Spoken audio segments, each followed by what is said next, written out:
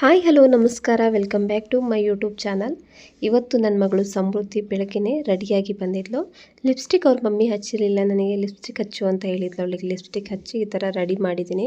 ಎಷ್ಟು ಕ್ಯೂಟಾಗಿ ಕಾಣ್ತಾ ಇದ್ದಾಳಲ್ಲ ನನ್ನ ಮಗಳು. ನಾನಿವತ್ತು ಬೆಳಗಿನ ತಿಂಡಿಗೆ ಚಪಾತಿ ಹಾಗೆಯೇ ಬಟಾಣಿ ಹಾಕಿ ಪಲ್ಯ ಮಾಡ್ಕೊಂಡಿದ್ದೆ. ಹಾಗೆ ಅದ್ರ ಜೊತೆಗೆ ಸ್ವಲ್ಪ ಎಗ್ ಬರ್ಜಿ ಕೂಡ ಮಾಡ್ಕೊಂಡಿದ್ದೆ. ಹಸಿರು ಬಟಾಣಿ ಸೀಸನ್ ಇವಾಗ ಸ್ಟಾರ್ಟ್ ಆಗಿರೋದ್ರಿಂದ ಎಲ್ಲ ರೆಸಿಪಿಗೂ ಕೂಡ ಹಸಿರು ಬಟಾಣಿ ಹಾಕ್ಕೊಂಡ್ರೆ ತುಂಬ ಚೆನ್ನಾಗಿರುತ್ತೆ. ಚಪಾತಿಗೆ ನಾವು ಇವತ್ತು ಹಸಿರು ಬಟಾಣಿ ಪಲ್ಯ ಹಾಗೆಯೇ ಎಗ್ ಬುರ್ಜಿಯನ್ನು ಮಾಡ್ಕೊಂಡಿದ್ದೆ.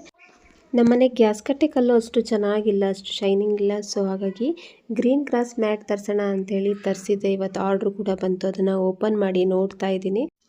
ಆರ್ಡರ್ ಮಾಡಬೇಕಾದ್ರೆ ಫೋಟೋದಲ್ಲಿ ಇದ್ದಿರುವಂಥ ಕ್ವಾಲಿಟಿ ಇದರಲ್ಲಿ ಇಷ್ಟು ಕಾಣಿಸ್ತಾ ಇಲ್ಲ. ಸೊ ಹಾಗೆಯೇ ಸ್ವಲ್ಪ ಮೆಜರ್ಮೆಂಟ್ ಕೂಡ ಮಿಸ್ಮ್ಯಾಚ್ ಆಯಿತು. ಇದನ್ನು ರಿಟರ್ನ್ ಕಳಿಸೋಣ ಅಂತ ಅಂದ್ಕೊಂಡೆ. ಇದನ್ನು ಇವಾಗ ತೋರಿಸ್ತಾ ಇದ್ದೀನಿ ನೋಡಿ ನಿಮಗೆ. ಈ ಥರ ಇರುತ್ತೆ ಗ್ರೀನ್ ಗ್ರಾಸ್ ಮ್ಯಾಟ್. ಅಂದರೆ ಇದನ್ನ ನಾವು ದೇವ್ರ ಮನೆ ಕೂಡ ಹಾಕ್ಬೋದು, ಹಾಗೆಯೇ ಗ್ಯಾಸ್ ಕಟ್ಟೆ ಕೂಡ ಹಾಕ್ಬೋದು, ಅಥವಾ ನಮ್ಮಲ್ಲಿ ಶೋಕೇಸ್ ಎಲ್ಲ ಇತ್ತಂದರೆ ಅಲ್ಲೂ ಕೂಡ ಈ ಥರ ಹಾಸಿದರೆ ತುಂಬ ಚೆನ್ನಾಗಿರುತ್ತೆ. ಇದ್ರ ಮೇಲೆ ನಾವು ಶೋ ಪೀಸ್ನೆಲ್ಲ ಇಡ್ಬೋದು. ಬಟ್ ಇದು ನನಗೆ ಅಷ್ಟು ಮೆಜರ್ಮೆಂಟ್ ಕೂಡ ಸರಿ ಬರಲಿಲ್ಲ, ಹಾಗೆಯೇ ಕ್ವಾಲಿಟಿ ಕೂಡ ಸ್ವಲ್ಪ ಲೋ ಇತ್ತು, ಅಲ್ಲಲ್ಲಿ ಉದುರಿತ್ತು. ಸೊ ಹಾಗಾಗಿ ಅದನ್ನ ನಾನು ರಿಟರ್ನಿಗೆ ಹಾಕಿದೆ. ಮನೆ ಮುಂದ್ಗಡೆ ಮಕ್ಕಳು ತುಂಬ ಗದ್ದಲ ಹಾಕ್ತಾಯಿದ್ರು. ಏನಂತ ಹೋಗಿ ನೋಡಿದಾಗ ಮಕ್ಕಳಿಗೆ ಒಂದು ಬಿಳಿ ಪಾರಿವಾಳ ಸಿಕ್ಕಿತ್ತು. ಅದ್ರ ಜೊತೆಗೆ ಮಕ್ಕಳು ಆಟ ಆಡ್ತಾಯಿದ್ರು.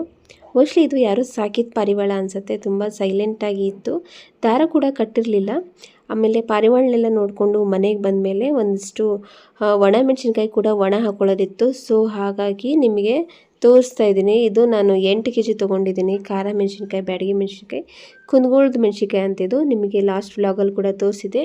ಇದನ್ನು ಒಂದು 8 kg ತೊಗೊಂಡಿದ್ದೀನಿ. ಹಾಗೆಯೇ 2 kg ಕಡ್ಡಿ ಮೆಣಸಿನ್ಕಾಯಿನ ತೊಗೊಂಡಿದ್ದೀನಿ ಖಾರಕ್ಕೋಸ್ಕರ.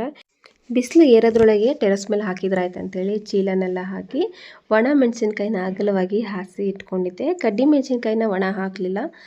ಮೆಣಸಿನ್ಕಾಯಿ ತೊಗೊಳ್ಳೋರೆ ಹೇಳಿದರು ಕಡ್ಡಿ ಮೆಣಸಿನ್ಕಾಯಿ ಒಣ ಹಾಕೋದು ಬೇಡ, ಒಣಗಿದೆ ಚೆನ್ನಾಗಿ, ಜಸ್ಟ್ ನೀವು ಗಿರಣಿ ಹೋಗೋ ದಿನ ಹಿಂದಿನ ದಿನ ನೀವು ಹಾಕಿದರೆ ಸಾಕು ಅಂತ ಅಂದರು. ಮೆಣಸಿನ್ಕಾಯಿ ಹಾಕೋದಕ್ಕೆ ಮಂಗಗಳು ದುಂಬೆ ನೋಡಿ, ನಾನು ನೋಡಿ ಯಾವ ಥರ ಕೋಲ್ ಇಟ್ಕೊಂಡು ನಿಂತ್ಕೊಂಡಿದ್ದೀನಿ ಇಲ್ಲಿ. ಮಧ್ಯಾಹ್ನದ ಊಟಕ್ಕೆ ಒಂದಿಷ್ಟು ಚಿಕನ್ ತರ್ತೀನಿ ಅಡುಗೆ ಮಾಡು ಅಂತ ಅಂದರು. ಸೊ ಅದಕ್ಕೋಸ್ಕರ ನಾನು ಜೋಳದ ಹಿಟ್ಟು ಹಾಗೆಯೇ ಕುಚ್ಚುಕುಲಕ್ಕಿ ಹಿಟ್ಟನ್ನು ಎರಡೂ ಮಿಕ್ಸ್ ಮಾಡಿ ಜೋಳದ ರೊಟ್ಟಿನ ಮಾಡಿಟ್ಕೊಂಡೆ. ಮನೆಗೆ ಸತೀಶಣ್ಣ ಹಾಗೆಯೇ ಅವ್ರ ಫ್ಯಾಮಿಲಿಯವರು ಬಂದಿದ್ದರು. ಎಲ್ಲರೂ ಕೂಡ ಒಟ್ಟಿಗೆ ಕೂತ್ಕೊಂಡು ಊಟ ಮಾಡ್ತಾ ಬಗೀರ ಪಿಕ್ಚರನ್ನು ನೋಡಿದ್ವಿ. ಶ್ರೀಮುರಳಿ ಮಾಡಿರುವ ಫಿಲಮ್ ಅದು ತುಂಬ ಚೆನ್ನಾಗಿದೆ. ಹಾಗೆಯೇ ನೆಕ್ಸ್ಟು ಒಂದಿಷ್ಟು ಹಸಿಮೆಣ್ಸಿನ್ಕಾಯಿನ ಕಣ್ಣಾಡಿಸ್ಕೊಂಬರೋಣ ಅಂತ ಹೋಗಿದ್ದೆ. ಯಾಕಂತಂದರೆ ಮಂಗಗಳು ಇವತ್ತು ತುಂಬ ಬಂದಿದ್ವು. ಸೊ ಹಾಗಾಗಿ ನೋಡ್ಕೊಳ್ಳೋದು ಬರೋದು ಅದೇ ಕೆಲಸ ಆಗ್ತಿತ್ತು. ನಮ್ಮ ಮನೆ ಹತ್ರ ಮಂಗಗಳ ಜುಂಡು ಬಂತು ಅಂತ ಅಂದರೆ ಹೋಗೋದೇ ಇಲ್ಲ. ಒಂದು ಬೆಳಗ್ಗೆ ಬಂದಿದ್ದು ಸಂಜೆ ತನಕ ಹೋಗೋದಿಲ್ಲ. ಅವಕ್ಕೂರ್ದು ಹಾವಳಿನೇ ಭಾಳ ಇರುತ್ತೆ. ಅವಕ್ಕೂ ಓಡಿಸೋ ಮಟ್ಟ ಸಾಕಾಗಿರ್ತೈತಿ. ನಮ್ಮ ಮನೆ ಹಿಂದ್ಗಡೆ ದೀವ್ ಹಲಸಿನ ಮರ ಇದೆ. ಹೂವು ಆಗಿತ್ತು ಸ್ವಲ್ಪ ದಿನ ಹಿಂದೆ, ಈಗ ಕಾಯಿ ಕೂಡ ಆಗ್ತಾ ಇದೆ. ಇವಾಗ ದೀವ್ ಹಲಸಿನ ಸೀಸನ್ ಸ್ಟಾರ್ಟ್ ಆಗಿರೋದ್ರಿಂದ ಮೇ ತನಕ ನಮಗೆ ದೀವ್ ಹಲಸು ಸಿಗುತ್ತೆ. ಫ್ರೈ ಮಾಡ್ಕೊಂಡು ತಿಂದರೆ ತುಂಬ ರುಚಿಯಾಗಿರುತ್ತೆ. ಇದ್ರ ಕಬಾಬ್ ಕೂಡ ಮಾಡ್ಕೊಂಡು ತಿನ್ಬೋದು. ನಾನು ಒಂದಿಷ್ಟು ರೆಸಿಪಿಗಳನ್ನು ಕೂಡ ಈ ದೀವ್ ಹಲಸನ್ನು ಬಳಸ್ಕೊಂಡು ಮಾಡಿದ್ದೀನಿ. ಮತ್ತು ಈಗ ಒಂದು 4 ಗಂಟೆ ಆಗಿತ್ತು. ಒಂದಿಷ್ಟು ಹಸಿಮೆಣಸಿನ್ಕಾಯಿನ ಮುರ್ಕೊಳ್ತಾ ಕೂರೋಣ ಅಂತ ಕುಂತಿದ್ವಿ. ಹಾಗೆಯೇ ಸಂಜೆ ಹೊತ್ತಿಗೆ ಚಾ ಟೈಮಿಗೆ ಚುಮುರಿ ಮಾಡುವಂತ ಅಂದರು. ನಮ್ಮ ಮನೆಯವರಿಗೆ ನರ್ಗಿಸ್ ಮಂಡಕ್ಕಿ ಅಂದರೆ ತುಂಬ ಇಷ್ಟ. ಸೊ ಹಾಗಾಗಿ ನರ್ಗಿಸ್ ಮಂಡಕ್ಕಿನ ಮಾಡ್ತಾಯಿದ್ದೀನಿ. ನಮ್ಮ ಕಡೆ ಚಹಾ ಜೊತೆಗೆ ಗಿರ್ಮಿಟ್ ಮಂಡಕ್ಕಿ ಅಥವಾ ನರ್ಗಿಸ್ ಮಂಡಕ್ಕಿ ತುಂಬ ಇಷ್ಟಪಟ್ಟು ತಿಂತಾರೆ. ಮನೇಲಿ ಇದ್ದಾಗ ನಾನು ಮಂಡಕ್ಕಿನ ಹಚ್ಕೊಡ್ತಾ ಇರ್ತೀನಿ. ಈ ಥರ ಈರುಳ್ಳಿ ಒಂದು 5-6 ಹಾಕಿ, ಹಸಿಮೆಣಸಿನ್ಕಾಯಿ ಹಾಗೆಯೇ ಸ್ವಲ್ಪ ಉಪ್ಪು, ಅರಿಶಿನ ಪುಡಿ ಹಾಕಿ, ಸಕ್ಕರೆ ಹಾಕಿ ಈ ಥರ ಒಗ್ಗರಣೆ ಗೊಜ್ಜನ್ನು ಮಾಡ್ಕೊಬೇಕು. ಗೊಜ್ಜು ತಣ್ಣಗಾದ್ಮೇಲೆ ಮಂಡಕ್ಕಿನ ಕಲಸಿ ಕರ್ದಿರುವಂಥ ಶೇಂಗಾನ ಉದುರಿಸ್ಕೊಟ್ರೆ ತುಂಬ ಚೆನ್ನಾಗಿರುತ್ತೆ. ಇನ್ನು ರಾತ್ರಿ ಊಟಕ್ಕೆ ಮಧ್ಯಾಹ್ನದ ಅಡುಗೆ ಇತ್ತು. ಸೊ ಹಾಗಾಗಿ ಬನ್ನಿ ಸಂತೆಯಿಂದ ನಾನು ಬಾಳೆಕಾಯಿನ ತಂದಿದ್ದೆ. 20 ರೂಪಾಯಿಗೆ 4 ಬಾಳೆಕಾಯಿ ಬಂದಿತ್ತು.